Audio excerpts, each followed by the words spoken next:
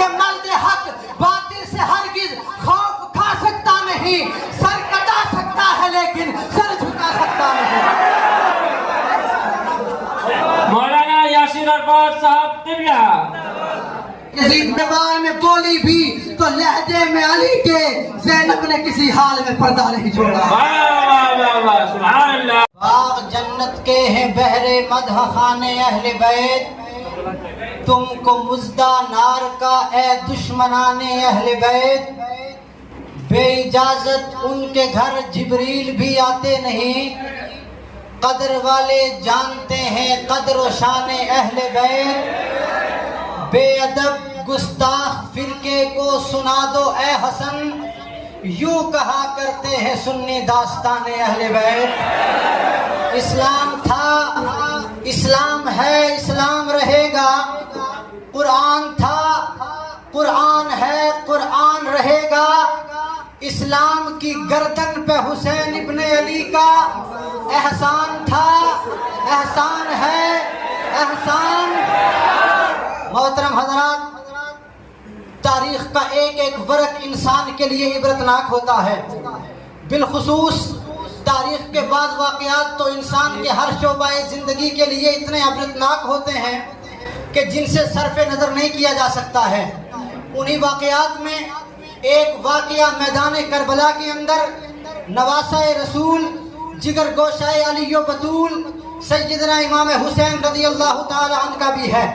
اللہ رب العزت نے جب سے اس کائنات کو بنایا ہے تب سے لے کر آج تک اور شاید قیامت کی صبح تک کوئی ایسا واقعہ رونما نہ ہو کہ جس پر خود تاریخ کو بھی رونا آ گیا ہو، مگر امام حسین رضی اللہ تعالی عنہ کی شہادت ایک ایسا واقعہ ہے کہ جس میں انسان کی مسنگ دل تاریخ بھی ہچکیاں لے کر رونے پر مجبور ہو جاتی ہے، کیونکہ اس کے اندر ظلم و ستم، بے وفائی اور بے اعتنائی کے ایسے ایسے واقعات ہیں کہ جن کا اس دور میں تصور کرنا شاید ممکن ہی نہیں ہے۔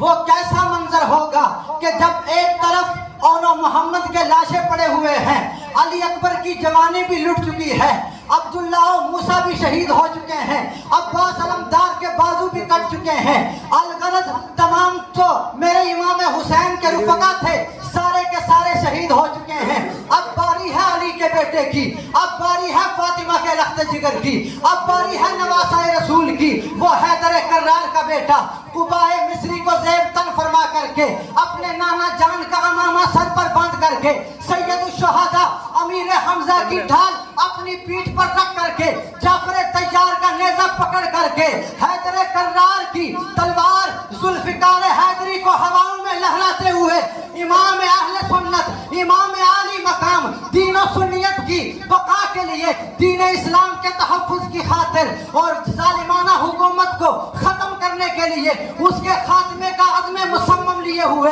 تمام شہداء کربلا کے تمام امیدوں کی ایک کرن بن کر، یزیدیوں کے لیے شہر قبر بن کر رہگزار کربلا میں گویا یہ کہتے ہوئے اتر رہا ہے کہ مرد حق باطل سے ہرگز خوف کھا سکتا نہیں، سر کٹا سکتا ہے لیکن سر جھکا سکتا نہیں۔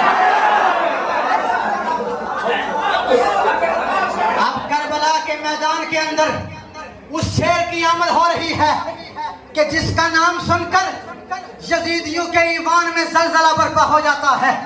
اب وہ ببر شیر تشریف لا رہا ہے کہ جن کا نام سنتے ہی دشمنان اسلام کے رونگٹے کھڑے ہو جاتے ہیں۔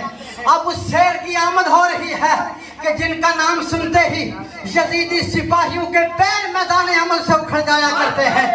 اگرچہ آپ پیاس کی شدت سے نڈال اور زخموں سے چور چور ہو چکے تھے، لیکن پھر بھی اس طریقے سے دلیرانہ اور جرأت مندانہ طور پر آپ یزیدیوں کا مقابلہ کر رہے ہیں کہ جس طرف بھی آپ بڑھتے ہوئے نظر آ رہے ہیں یزیدی فوج وہاں سے بھاگتی ہوئی نظر آ رہی ہے۔ جب شمر کو یہ احساس ہوا کہ امام عالی مقام کو تنہا قتل کر دینا یہ کوئی عام بات نہیں ہے تو اس نے ندا لگائی کہ اب یک بار کی امام حسین کے اوپر حملہ کر دیا جائے۔ یہ سن کر کافی سارے بدبخت ظالم بدنصیب اپنا نام جہنمیوں کی فہرست میں لکھوانے کے لیے آگے بڑھتے ہیں اور امام عالی مقام کے اوپر تیروں، نیزوں اور تلواروں کے ذریعے حملہ کر دیتے ہیں، لیکن اتنے تیروں کے زخم کھانے کے باوجود بھی، نیزوں کے گھاؤ برداشت کرنے کے باوجود بھی وہ میرا امام ابھی بھی یزیدیوں کو جو ہے وہ گاجر و مولی کی طرح کاٹتا ہوا آگے بڑھ رہا ہے.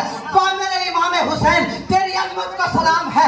ایسی صورت میں تو صحیح طریقے سے کھڑا بھی نہیں ہوا جاتا ہے, لیکن امام حسین کس استقامت کے ساتھ, کس صورت و پامردی کے ساتھ ان یزیدیوں کا مقابلہ کرتے ہوئے نظر آ رہے ہیں. وجہ صرف یہ ہے کہ امام حسین کو اپنی پرواہ نہیں تھی. امام حسین کو پرواہ رسول اللہ کے دین کی تھی.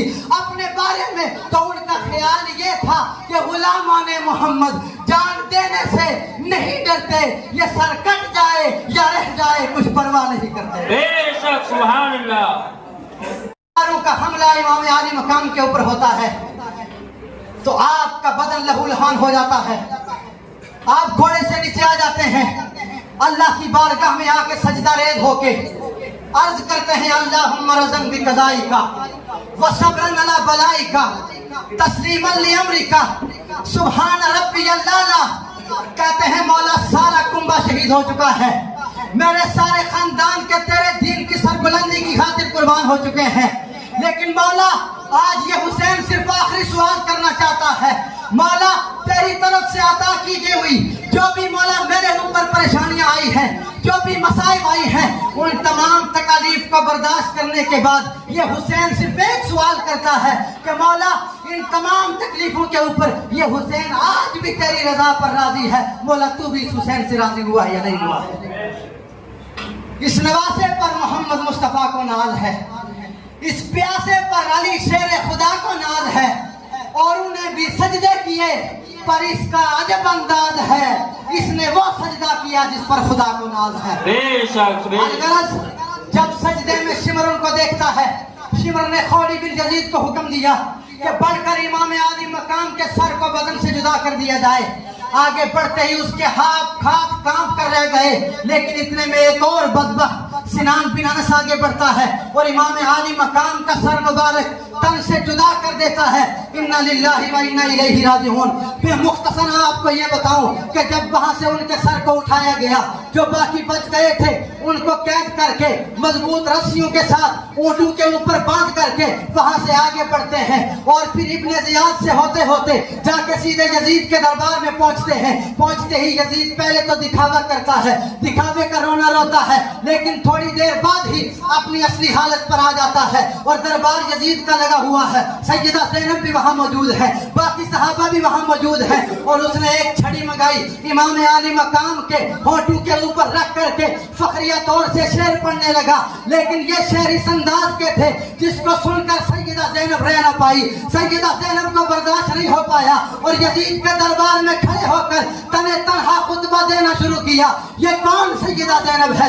یہ وہی سیدہ زینب ہے کہ باتوں کو ترازو کی طرح تولنے والی, بھائی کی شہادت کی گرہ کھولنے والی, تاریخ کی آنکھوں کو حیا کھولنے والی, وہ فاتح خیبر کی طرح بولنے والی, اسلام کا سرمایہ تسکین ہے زینب, ایمان کا سلجھا ہوا آئین ہے زینب. یہ گلشن احمد کی وہ پرنور کلی ہے, تطہیر میں زہرا ہے تو تیور میں علی ہے. بے شک سبحان اللہ. محترم حضرات, وہ حیدر کرار کی بہادر بیٹی یزید کے سامنے کھڑی ہو جاتی ہے اور خطبہ دینا شروع کرتی ہے کہ او یزید, خدا کی قسم تو نے یہ ہمارے اوپر نہیں بلکہ اپنے اوپر ظلم کر دیا ہے. تو نے کسی اور کی نہیں بلکہ اپنی کھال کو چاک کر دیا ہے. تو نے کسی اور کا نہیں بلکہ اپنا گوشت کاٹ لیا ہے. تو نے اپنی بیوی اور بچیوں کے پردے میں رکھ کر کے رسول کی بیٹیوں کو, رسول زادیوں کو بے پردہ پھرا رہا ہے. بروز محشر تو رسول خدا کی بارگاہ میں مجرم بنا کر پیش کر دیا جائے گا اور تجھ سے اس گناونے کام کے بارے میں پوچھا جائے گا. لیکن اے یزید, اس وقت تیرے پاس کوئی جواب نہیں ہوگا. خدا کی قسم, اس وقت جس راوی نے حضرت سیدہ زینب کا یہ خطبہ بیان کیا ہے وہ کہتے ہیں اس وقت دربار میں کوئی ایسا آدمی نہیں تھا کہ جو سیدہ زینب کا خطبہ سننے کے بعد رویا نہ ہو, جس کی आंसू न निकले हो, और एक तरफ यजीद बैठा हुआ है ऐसे खामोश है कि जैसे कि उसको सांप सूंघ गया हो। अरे खामोश बैठेगा क्यों नहीं, जबकि हैदर करार की बहादुर बेटी अपने पर्दे को मलहूज खातिर रखते हुए ऐसा खुतबा पेश कर रही है, तो फिर मैं यही कहूंगा कि नाना के नवासे ने मुसल्ला नहीं छोड़ा, सरतन से जुदा हो गया, सजदा नहीं छोड़ा, दरबार में बोली भी तो लहजे में अली के, ज़ैनब ने किसी हाल में पर्दा नहीं छोड़ा। वाह वाह वाह वाह, सुभान अल्लाह सुभान अल्लाह, वाह क्या कहने। तो मैं लास्ट में आपको यही बताना चाहूंगा कि यजीद मिट गया, यजीद का नाम मिट गया, यजीद का तशक्कुस मिट गया, यजीद की साख मिट गई, लेकिन खुदा की कसम मेरा हुसैन कल भी जिंदा था, हुसैन आज भी जिंदा है। मरता तो वो है जिसकी फिक्र मर जाए, मरता तो वो है जिसका नस्बुल आइन मर जाए, मरता तो वो है जिसका मिशन खत्म हो जाए। मेरा हुसैन भी जिंदा है, हुसैन का मिशन भी जिंदा है, हुसैन के नाना भी जिंदा है। यजीद सब कुछ बचा के भी ना बच सका, लेकिन मेरा हुसैन सब कुछ लुटा के भी जिंदा और जावेद है। हुसैन भी यूं ही नहीं सर कटा के सोए हैं, ज़माना सोया था उसको जगा के सोए हैं, बदन हुसैन का है, फातिमा की चादर पर जमीन पे अर्शे मुहल्ला बिछा के सोए हैं। नारे तकबीर, नारे रिसालत, जिक्र शोहदाए करबला, जामिया मरकज़ सकाफत सुन्निया, मौलाना यासिर अरफात साहब तिबला। आखिर में मैं आपसे यही अर्ज करूंगा कि हमें भी चाहिए कि इमाम हुसैन की उस इसार और कुर्बानी की रूह अपने अंदर पैदा की जाए, वो जज्बा अपने अंदर पैदा किया जाए, और बातिल के खिलाफ अलम हक बुलंद करने के लिए इत्तिफाक और इत्तेहाद का मुजाहरा किया जाए। ताज़िया और मातम की महफिल के बजाय हमें करबला की असल रूह को अपने अंदर पैदा करना चाहिए। अल्लाह ताला ईमान और अमल की तौफीक अता फरमाए।